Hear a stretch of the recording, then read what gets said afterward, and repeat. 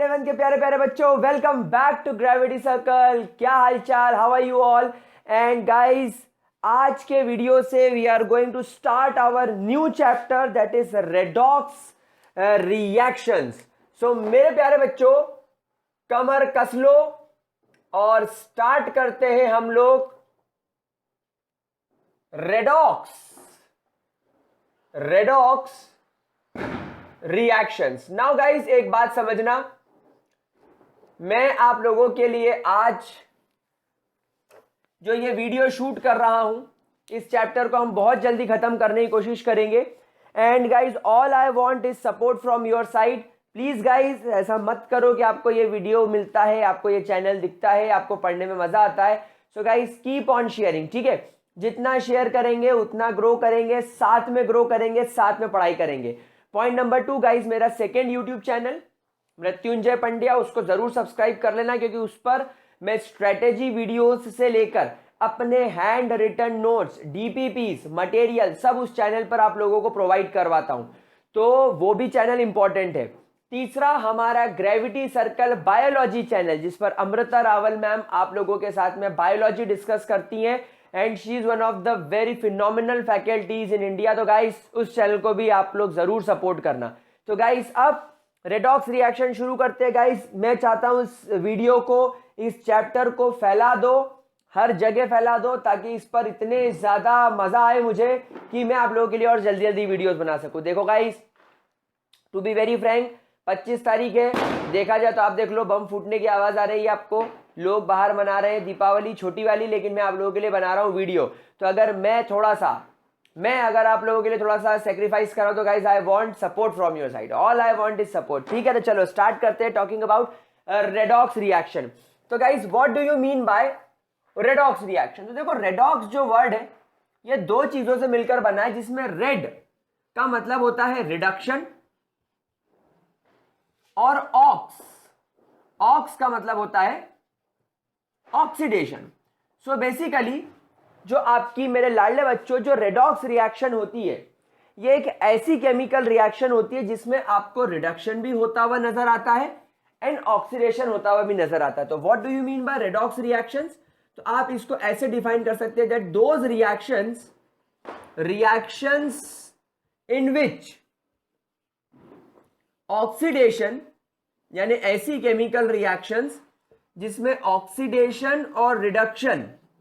Oxidation and reduction takes place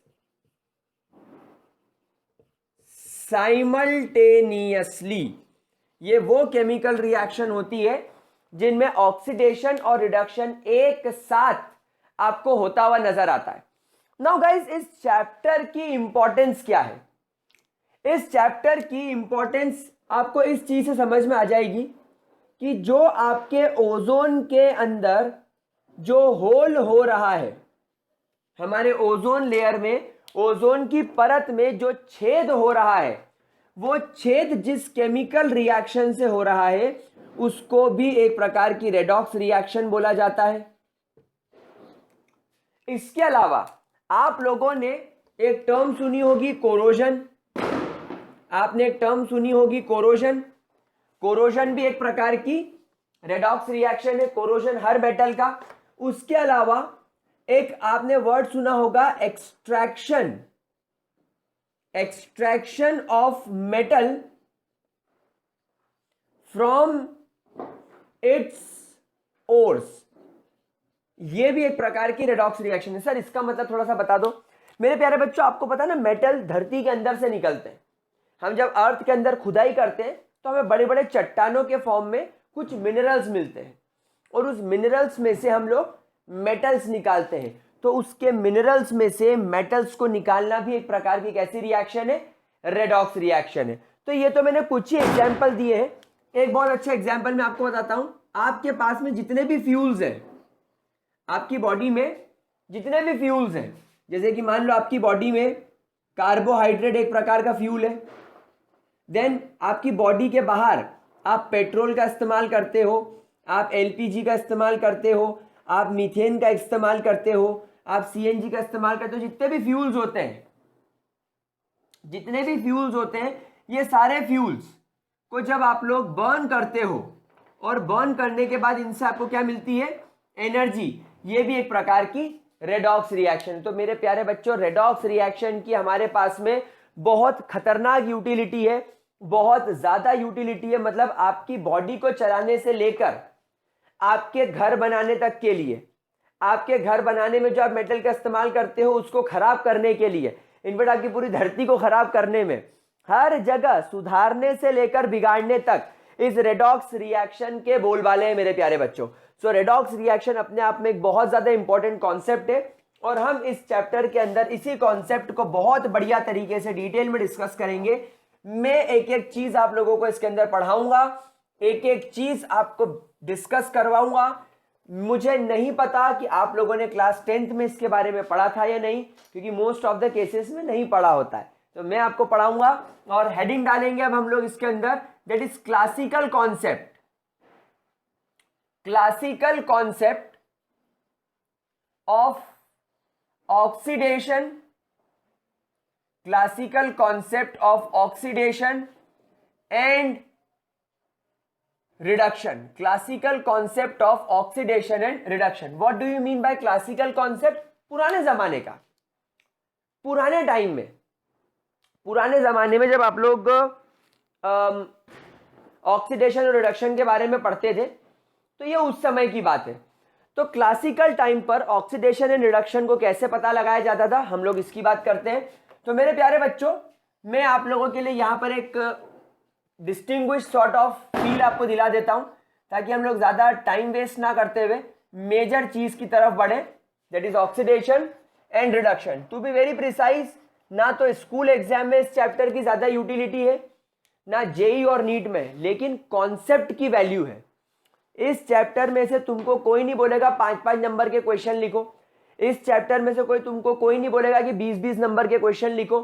concept सीखना है, सिर्फ और सिर्फ कॉन्सेप्ट सीखना है। जहां पर स्कूल एग्जाम में सवाल आएगा मैं खुद बता दूंगा, जहां पर जेई और नीट में सवाल आएगा मैं खुद बता दूंगा। अभी जो सिखा रहा हूं बस वो सीखते चलो, कोई जरूरत नहीं है खास तौर पे नोट्स बनाने की। जो लिख रहा हूं बोर्ड पे, वीडियो पॉज करो, स्क्रीनशॉट लो, कॉपी में लिखो, आगे बढ़ो। सबसे पहला कॉन्सेप्ट जो पुराने जमाने में बोला था, what do you mean by oxidation, that is accept या एक्सेप्शन ऑफ ऑक्सीजन। अगर कोई सब्सटेंस, अगर कोई स्पीशीज ऑक्सीजन को एक्सेप्ट कर ले, हम कहते हैं उसका ऑक्सीडेशन हो गया। फॉर एग्जाम्पल आपका कार्बन या मीथेन, अगर आप मीथेन को ऑक्सीजन के साथ ट्रीट करते हो तो यहां पर CO2 और H2O बन जाता है। तो यहां पर आप देखिए 2 3, यहां 2 लगा दिया, यहां 2 लगा दिया, 4 बैलेंस हो गया। यहां पर आपके कार्बन ने क्या किया, ऑक्सीजन को एक्सेप्ट किया। पहले कार्बन के पास में ऑक्सीजन नहीं था, अब कार्बन के पास में ऑक्सीजन है, तो हम कहेंगे कार्बन का क्या हो गया, ऑक्सीडेशन। क्या ये बात समझ में आ गई? So that is called as oxidation. वहीं पर अगर आप रिडक्शन की बात करें, सो रिडक्शन बोला जाता है removal of oxygen. What do you mean by reduction? That is removal of oxygen. मतलब अगर कोई स्पीशीज ऑक्सीजन को रिमूव कर दे, ऑक्सीजन को रिमूव कर दे, तो हम कहते हैं उसे रिडक्शन। फॉर एग्जाम्पल अगर मान लीजिए आपके पास में जिंक ऑक्साइड है ZnO, और आपने उसको कार्बन के साथ ट्रीट किया, तो यहां पर प्रोडक्ट बना Zn प्लस CO। तो यहां पर जिंक के पास पहले ऑक्सीजन हुआ करता था, अब जिंक के पास ऑक्सीजन नहीं है, तो हम कहेंगे हमारे जिंक का क्या हो चुका है, हमारे जिंक का रिडक्शन हो चुका है। क्या ये बात समझ में आ रही है? तो ये हो गया रिडक्शन। सेकेंड पॉइंट चलते हैं, that is removal of hydrogen. Removal of hydrogen, अगर हाइड्रोजन रिमूव हो जाता है तो भी हम उसका क्या कहते हैं कि इसका क्या हो चुका है, ऑक्सीडेशन हो गया। फॉर एग्जाम्पल अगर मान लीजिए आपके पास में H2S है और अगर आप उसको ऑक्सीजन के साथ ट्रीट कर रहे हैं, तो यहां पर क्या प्रोडक्ट बनेगा, यहां पर बन जाएगा 2 मोल्स ऑफ H2O, और यहां पर क्या जुड़ जाएगा, सल्फर। यहां पर 2 सल्फर बाहर आ गए। अब यहां पर आप देखो, सल्फर के पास पहले हाइड्रोजन हुआ करता था, लेकिन अब सल्फर के पास हाइड्रोजन नहीं है, तो हम कहेंगे हमारे सल्फर का क्या हो गया, यहां पर ऑक्सीडेशन। हमारे सल्फर ने यहां पर क्या कर लिया, खुद को ऑक्सीडाइज कर लिया। ठीक उसी तरह अगर यहां पर मैं लिखूं रिडक्शन में, तो it is exception of hydrogen, exception of hydrogen, यानी हाइड्रोजन को अगर एक्सेप्ट कर लिया तो आप क्या होगा, रिड्यूस। जैसे मैं इसी रिएक्शन को अगर यहां पर आपको लिखकर बताऊं, H2S प्लस O2 से यहां पर 2 बन गया H2O और 2S। अब मुझे एक बात बताओ, यहां पर ऑक्सीजन के पास पहले हाइड्रोजन नहीं था, लेकिन अब ऑक्सीजन के पास में हाइड्रोजन है, तो यहां पर ऑक्सीजन का क्या हो गया, रिडक्शन। समझ में आ रही? तो अगर आप इन दोनों रिएक्शन को एक साथ लिखो तो यहां पर क्लियरली विजिबल है कि सल्फर ऑक्सीजन छोड़ रहा है, इसलिए सल्फर हाइड्रोजन छोड़ रहा है, सॉरी, इसलिए सल्फर ऑक्सीडाइज हो गया, और ऑक्सीजन हाइड्रोजन पकड़ रहा है, इसलिए इसका रिडक्शन हो गया। अब ये दोनों केमिकल रिएक्शन एक ही है, तो इसलिए इसको रेडॉक्स रिएक्शन बोला जाता है। अच्छा, एक बड़ी खतरनाक बात बताओ क्या है, ऑक्सीजन भी रिड्यूस हो सकता है, घबराना मत, ऑक्सीजन का भी रिडक्शन हो सकता है। वरना बच्चे घबराते हैं कि सर ऑक्सीजन का रिडक्शन कैसे पॉसिबल है, बट मेरे लाडले बच्चों ये पॉसिबल है। इतनी चीज क्लियर हो रही है? इतना जरा स्क्रीनशॉट लो, ठीक है। ये दो तरीके क्लियर हो गए, चलो बहुत बढ़िया। अब दो तरीके और जो पुराने क्लासिकल कॉन्सेप्ट के हिसाब से बोला जाता था, क्लासिकल कॉन्सेप्ट चल रहा है, पुराना कॉन्सेप्ट चल रहा है। अब रिडक्शन काहे मिटा दी, अरे रिडक्शन, ओ रिडक्शन, बम फूट रहे हैं बाहर और हम पढ़ रहे हैं अंदर। This is what you call dedication for studying. I appreciate that मेरे प्यारे बच्चों, इसी तरीके से पढ़ाई करते रहो। 2 साल की पढ़ाई, आने वाले 40 साल के ऐश। आज 2 साल ऐश कर लिया, 40 साल मगजमारी, परेशान होते रहोगे। समझ रहे हो लाडलो, मेरे गुलगुलो? चलो तीसरा, that is exception if somebody is accepting an electronegative atom, तो हम क्या कहेंगे, उसका क्या हो गया, ऑक्सीडेशन हो गया। कैसे ऑक्सीडेशन हो गया, देखो फॉर एग्जांपल सबसे पहले देखो कि इलेक्ट्रोनेगेटिव एटम्स कौन कौन से होते हैं।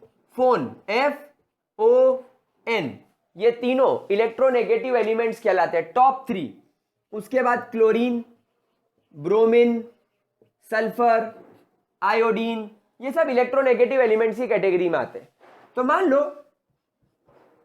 पहले हाइड्रोजन था, इसके पास में फ्लोरीन आया, इन दोनों की दोस्ती हुई और यहां पर 2HF बन गया। अब मेरे प्यारे बच्चों, यहां पर आपके हाइड्रोजन के पास में पहले इलेक्ट्रोनेगेटिव एलिमेंट नहीं था, पहले फ्लोरीन नाम का इलेक्ट्रोनेगेटिव एलिमेंट नहीं था, लेकिन अब हाइड्रोजन से फ्लोरीन नाम का इलेक्ट्रोनेगेटिव एलिमेंट जुड़ गया है। इसलिए मैं कहूंगा कि आपके हाइड्रोजन का ऑक्सीडेशन हो गया।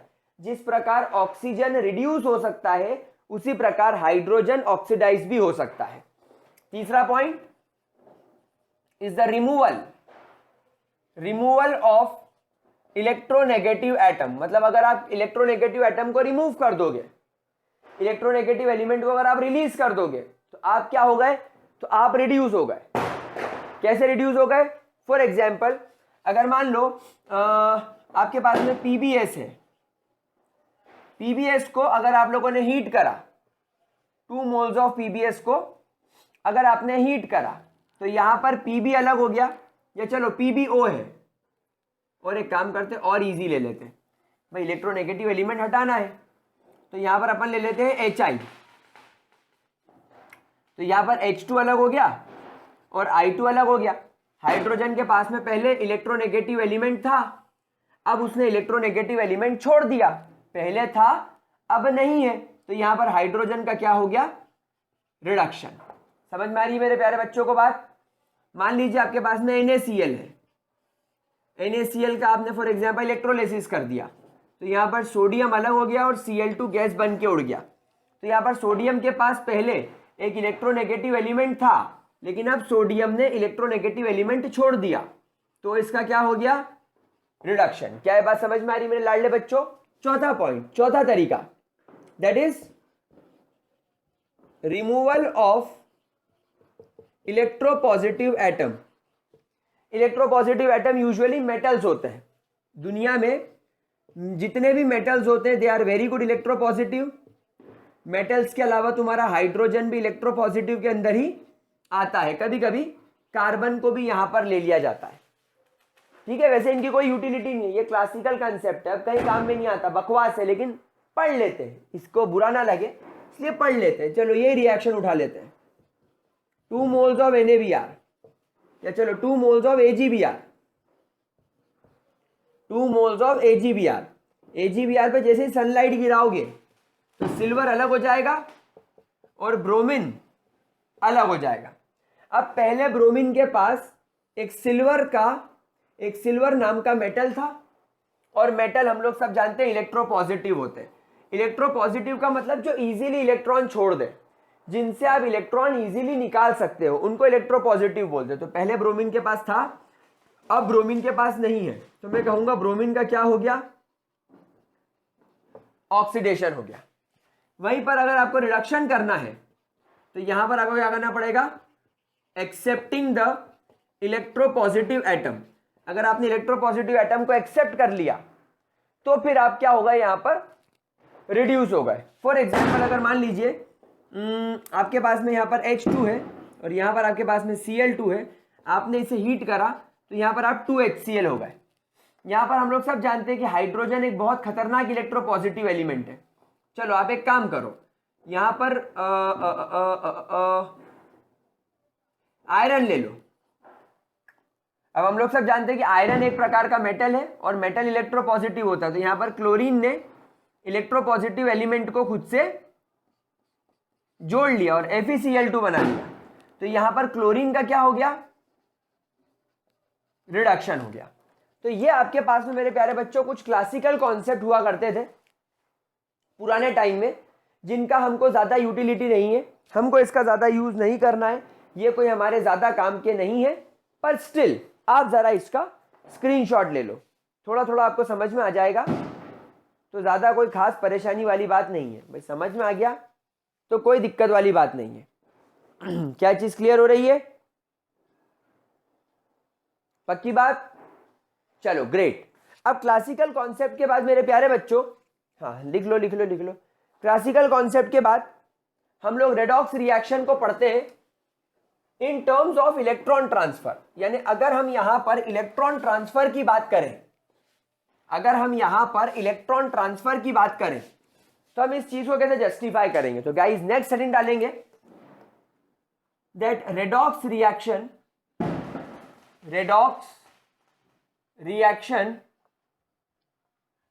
in terms of electron transfer, in terms of electron transfer। मतलब आपको यहां पर चेक करना है कि रेडॉक्स रिएक्शन इलेक्ट्रॉन ट्रांसफर के केस में कैसे काम कर रहा है। अब एक बात देखना, इस चीज का मैं एक लिमिटेशन ये मानूंगा कि ये सिर्फ आयोनिक कंपाउंड्स पर ही एप्लीकेबल हो पाएगा, क्योंकि हम लोग सिर्फ जानते हैं कि आयोनिक कंपाउंड ही इलेक्ट्रॉन ट्रांसफर करते हैं। तो अभी आप देखो, अभी एक हिस्ट्री सॉर्ट ऑफ चीज चल रही है।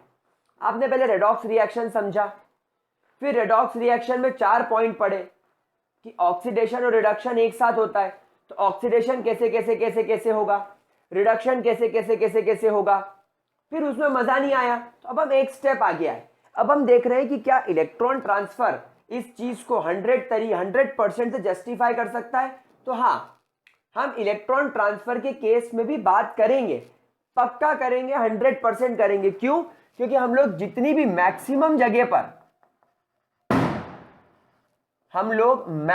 जगह पर इलेक्ट्रॉन ट्रांसफर को ही चेक करेंगे। तो हमेशा ध्यान रखना, अगर आप क्लास 12th में इलेक्ट्रोकेमिस्ट्री पढ़ने वाले हो, ये देखना बहुत ज्यादा जरूरी, बहुत बहुत बहुत ज्यादा जरूरी है। ठीक है, तो नाउ लेट्स से यहां पर आपके पास में सोडियम है और सोडियम के साथ में आपने क्लोरीन की रिएक्शन करी, तो आपको यहां पर क्या मिला, 2 moles ऑफ NaCl।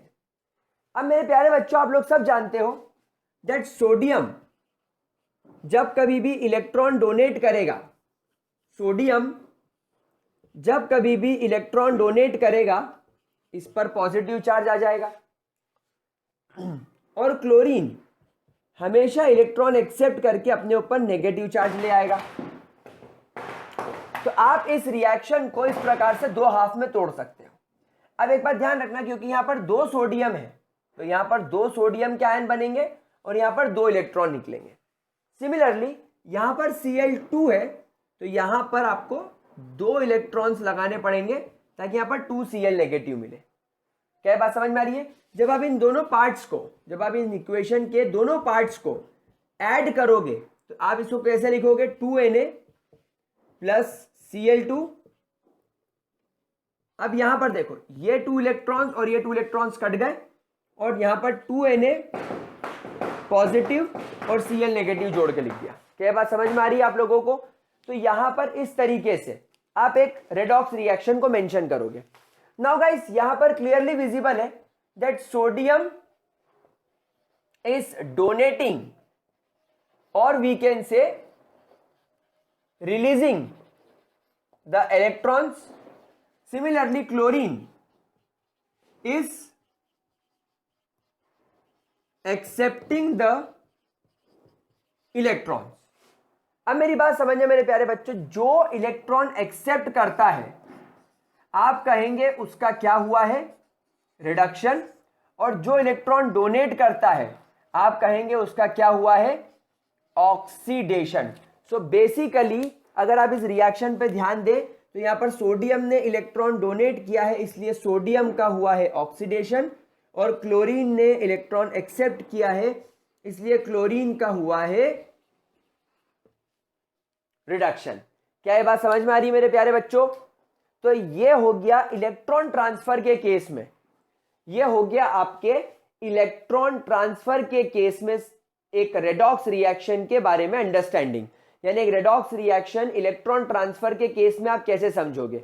अगर इलेक्ट्रॉन डोनेट किया जा रहा है तो ऑक्सीडेशन, और रिडक्शन एक्सेप्ट करने के केस में। अच्छा, रिडक्शन को आप कैसे आइडेंटिफाई करोगे? जो नेगेटिव चार्ज गेन करे, जो नेगेटिव चार्ज गेन करे उसका क्या हो गया? रिडक्शन। और जो नेगेटिव चार्ज लूज करे या उसका नेगेटिव चार्ज डिक्रीज हो जाए उसका ऑक्सीडेशन। भाई आप खुद सोचो, इलेक्ट्रॉन क्या है? भाई इलेक्ट्रॉन एक नेगेटिवली चार्ज्ड बॉडी है कि नहीं है? मुझे एक बात बताओ, इलेक्ट्रॉन क्या एक नेगेटिवली चार्ज्ड बॉडी है? तो जो नेगेटिव चार्ज को एक्सेप्ट करेगा, मेरी बात समझना,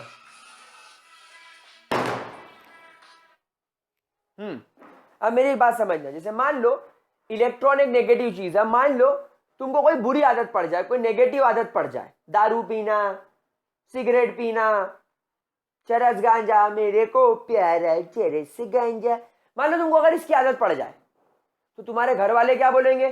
छी छी छी, बहुत गंदा लड़का है, अरे बिल्कुल आवारा है, अरे इससे बिल्कुल बात करने लायक नहीं है, घर आए तो इसको भगा दो। तुम्हारी इमेज क्या हो गई? रिड्यूस। तुम्हारी इमेज का क्या हो गया? रिडक्शन। तो अगर तुम्हारी इमेज का रिडक्शन हो गया मेरे प्यारे बच्चों, तुम्हारी इमेज अगर रिड्यूस हो गई तो भैया यही तो ये चीज हो रही। क्यों? क्योंकि तुम्हारा चरस गांजा दारू सिगरेट बीड़ी सब बुरी आदत है, सब नेगेटिव आदत है। तो भैया इलेक्ट्रॉन भी क्या है? नेगेटिव है। तो अगर तुमने इलेक्ट्रॉन एक्सेप्ट कर लिया तो तुम क्या हो गए? रिड्यूस। और वहीं अगर तुम इन सारी बुरी आदतों को छोड़ दो या लोगों की इन बुरी आदतों को छोड़ने में मदद करो तो तुम्हारी इमेज कैसी होगी? वाह वाह वाह वाह वाह, बहुत अच्छा बच्चा है, बहुत अच्छा बच्चा है। तो तुम रिडक्शन का उल्टा हो गए। रिडक्शन का उल्टा क्या हो गया? ऑक्सीडेशन। तो जो नेगेटिव आदत को छोड़ेगा वो ऑक्सीडाइज, जो नेगेटिव आदत को एक्सेप्ट करेगा वो रिड्यूस। बस इस टेक्निक से इस चीज को आप लोग याद कर सकते हो। क्या ये बात समझ में आ रही है? पक्की बात? Sure shot? चलिए गाइस, तो यहां पर हम लोगों ने redox reaction in terms of electron transfer को समझा। अब अगर आपको इसके अंदर कोई डाउट ना हो तो हम लोग आगे चल सकते हैं। इतने का स्क्रीनशॉट ले लिया? चलो ग्रेट।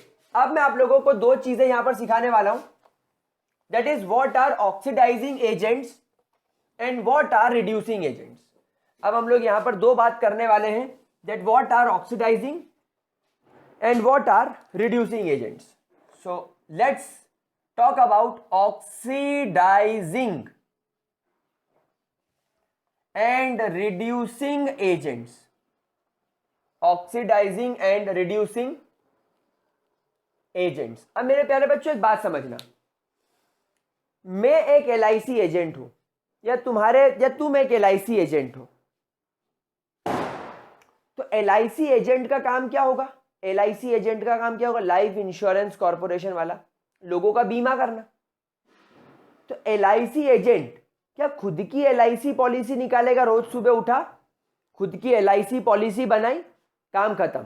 नहीं, LIC एजेंट का काम होगा दूसरे लोगों की LIC पॉलिसी निकालना। मान लो आपके पास में एक RTO एजेंट है। RTO बोले तो वो जो रोड ट्रांसपोर्टेशन ऑफिसर्स जो होते हैं, जो आपके ड्राइविंग लाइसेंस बनाते हैं। तो मान लो मैं RTO एजेंट हूं, तो क्या मैं रोज सुबह मेरे लाइसेंस बनाऊंगा?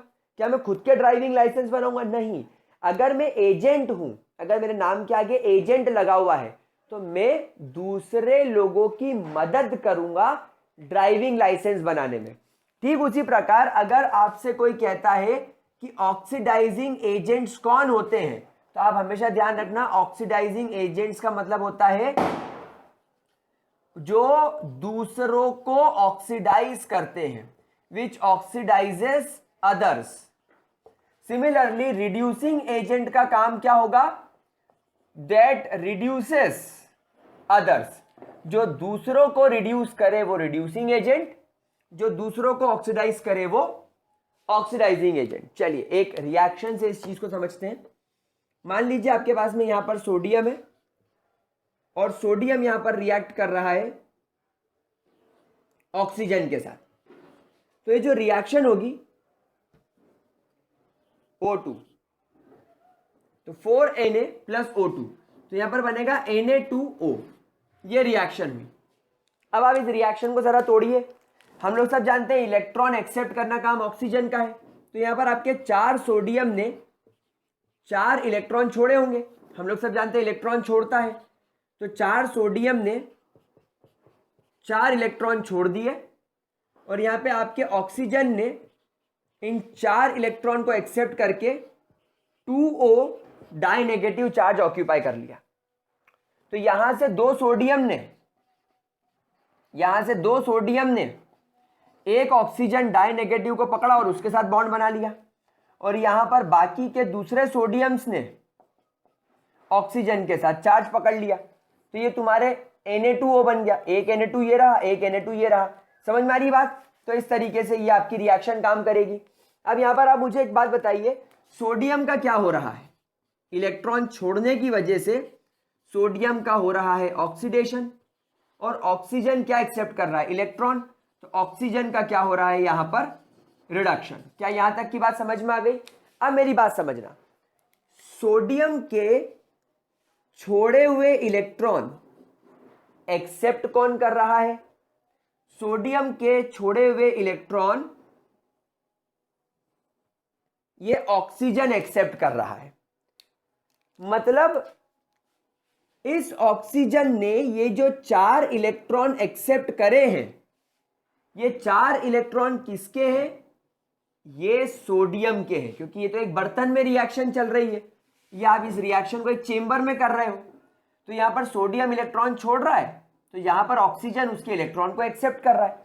तो यहां पर ऑक्सीजन ने जो 4 इलेक्ट्रॉन एक्सेप्ट करके खुद को रिड्यूस करा, ये किसकी वजह से करा? ये इस सोडियम की वजह से करा। कारण ना ये सोडियम 4 इलेक्ट्रॉन छोड़ता, तो ना ये ऑक्सीजन इन 4 इलेक्ट्रॉन को एक्सेप्ट करके खुद को रिड्यूस करता। तो यहां पर ये सोडियम क्या बन गया? Reducing agent. किसके लिए बन गया? ऑक्सीजन के लिए। चलो अब इसको दूसरे नजरिए से देखते हैं। इस ऑक्सीजन को 4 इलेक्ट्रॉन चाहिए थे ताकि ये खुद रिड्यूस हो सके। तो ये ऑक्सीजन बार बार किसको बोल रहा होगा कि इलेक्ट्रॉन दे, इलेक्ट्रॉन दे, इलेक्ट्रॉन दे, इलेक्ट्रॉन दे। ये ऑक्सीजन इन 4 इलेक्ट्रॉन्स की डिमांड इस सोडियम से कर रहा होगा, तभी सोडियम ने 4 इलेक्ट्रॉन छोड़ के इसको 4 इलेक्ट्रॉन सप्लाई कर दिए। तो इस ऑक्सीजन ने इस सोडियम को क्या कर दिया? इस ऑक्सीजन ने इस सोडियम को क्या कर दिया? ऑक्सीडाइज। तो ये ऑक्सीजन इस सोडियम के लिए क्या बन गया? Oxidizing agent. क्या ये बात समझ में आ रही है आप लोगों को? क्या ये चीज क्लियर हो गई? तो रिड्यूस अदर्स, सोडियम ने इलेक्ट्रॉन छोड़ के किसको रिड्यूस कर दिया? ऑक्सीजन को। Oxidizing agent which oxidizes other. तो ऑक्सीजन ने इस सोडियम के इलेक्ट्रॉन एक्सेप्ट करके सोडियम को ऑक्सीडाइज कर दिया। क्या ये बात समझ में आ गई? बहुत इजी कॉन्सेप्ट है। अब यहां पर एक बात देखो, इस रिड्यूसिंग एजेंट को देखो, इस रिड्यूसिंग एजेंट ने ऑक्सीजन को तो रिड्यूस कर दिया, लेकिन खुद क्या हो गया? ऑक्सीडाइज। तो हमेशा ध्यान रखना, reducing agent reduces others but itself gets oxidized, but itself gets oxidized. वहीं आप इस ऑक्सीडाइजिंग एजेंट को देखो, इस ऑक्सीजन ने सोडियम के इलेक्ट्रॉन लेकर सोडियम को तो ऑक्सीडाइज कर दिया, लेकिन खुद क्या हो गया बेचारा बदले में? Reduce. So oxidizing agents oxidizes others but itself gets reduced. ये खुद को क्या कर लेते हैं? ये खुद को रिड्यूस कर लेते हैं। तो मेरे प्यारे बच्चों, ये है रिड्यूसिंग एजेंट और ऑक्सीडाइजिंग एजेंट की पहचान। क्या ये बात समझ में आ गई मेरे लाडले बच्चों? क्या ये चीज बहुत अच्छे तरीके से क्लियर है? चलिए, बहुत बढ़िया। तो गाइज, आज की क्लास में हम लोग बात यही खत्म करते हैं। मैं आप लोगों को एक और एग्जाम्पल जल्दी से करवा देता हूं, फिर हम लोग हमारी छुट्टी करेंगे। मान लीजिए आपके पास में जिंक ऑक्साइड है और यहां पर कार्बन है और यहां पर Zn+CO बन रहा है। अब आप मुझे बताओ यहां पर क्या हुआ भाई? यहां पर मैं कैसे पहचानूंगा? कार्बन के पास पहले ऑक्सीजन नहीं था, अब ऑक्सीजन है, तो यहां पर कार्बन का हो गया ऑक्सीडेशन। यहां पर जिंक के पास ऑक्सीजन था, अब जिंक के पास ऑक्सीजन नहीं है, तो यहां पर जिंक ऑक्साइड का क्या हो गया? रिडक्शन। अब मुझे पहचानना है कि इसमें ऑक्सीडाइजिंग एजेंट कौन है, रिड्यूसिंग एजेंट कौन है। तो यहां पर इसको पहचानने के दो तरीके भाई। जिसका ऑक्सीडेशन हो रहा है ना, इसका उल्टा कर दो, मतलब ये रिड्यूसिंग एजेंट है, और जिसका रिडक्शन हो रहा है इसका उल्टा कर दो, मतलब ये ऑक्सीडाइजिंग एजेंट है। क्या बात समझ में आ रही है? क्या इसके अंदर किसी भी प्रकार का कोई भी दिक्कत, कोई भी परेशानी, कोई भी समस्या नहीं? और दूसरा, दिमाग लगा लो, अपना दिमाग लगा लो। ये कार्बन को ऑक्सीजन देने वाला कौन? जिंक, इसलिए जिंक ऑक्सीडाइजिंग एजेंट। मतलब इस जिंक ने ऑक्सीजन छोड़ा तभी तो कार्बन ने लिया, और कार्बन ने लिया तभी तो ऑक्सीडाइज हुआ, इसलिए ऑक्सीडाइजिंग एजेंट। या ऐसा देख लो, अगर ये कार्बन इस जिंक का ऑक्सीजन लेके इसको अकेला कर दे तो जिंक रिड्यूस हो गया, तो इस जिंक को रिड्यूस करने वाला कौन? कार्बन, तो ये रिड्यूसिंग एजेंट हो गया। तो भाई बात दोनों तरफ से एक ही है, जैसा आप चाहो वैसा पता लगा सकते हो, ठीक है। तो गाइज, आज के लेक्चर में हम लोगों ने एक बेसिक बात कंप्लीट करी। कल यानी कि अगले लेक्चर में मैं आप लोगों को सिखाऊंगा बहुत इंपॉर्टेंट बात, जैसे कि ऑक्सीडेशन नंबर्स क्या होते हैं, ऑक्सीडेशन नंबर्स को कैलकुलेट कैसे किया जाता है, और ऑक्सीडेशन नंबर के बेसिस पर आप रिडक्शन और ऑक्सीडेशन कैसे पहचानोगे, जो हमारे लिए आज जरूरी है, ठीक है। तो मिलते हैं अगले लेक्चर में, तब तक के लिए bye bye, have a great day and wishing you all a very happy Chhoti Diwali.